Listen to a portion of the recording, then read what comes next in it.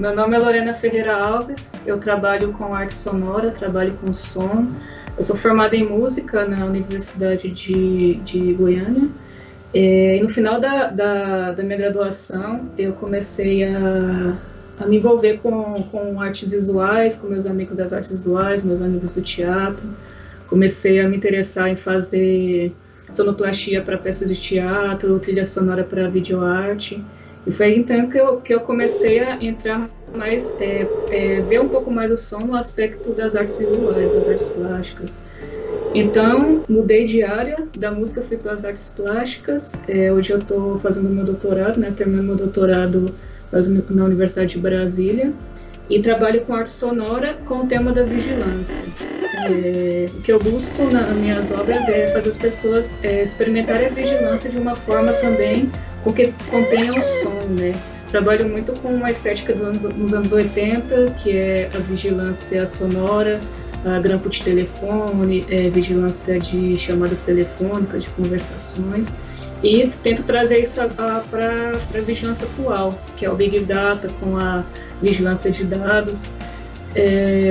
Minha última obra, que se chama Persona Auricular Venus, fala dessa vigilância sonora, que eu fiz umas orelhas de borracha de silicone que simulam uma orelha humana real, e tentei fazer um aspecto como se fosse um produto, né? Persona Auricular Venus, que se remete a esse tema esses nomes de produto de vendas, como a Polishop, ou esses produtos que tem um nome muito comprido, muito que você não consegue decorar e você pensa, é um produto que vai resolver minhas questões. Então, o Persona Auricular Venus são cartilagens de orelha humana, uma simulação de cartilagem de orelha humana, que contém microfones embutidos. Então você pode amplificar essa vigilância que sai do seu smartphone ou do seu iPhone, você conecta o P2, né, saindo do fone de ouvido neste dispositivo, ele pode amplificar a vigilância através da cartilagem, né, que nossa cartilagem, nossa orelha ela é feita para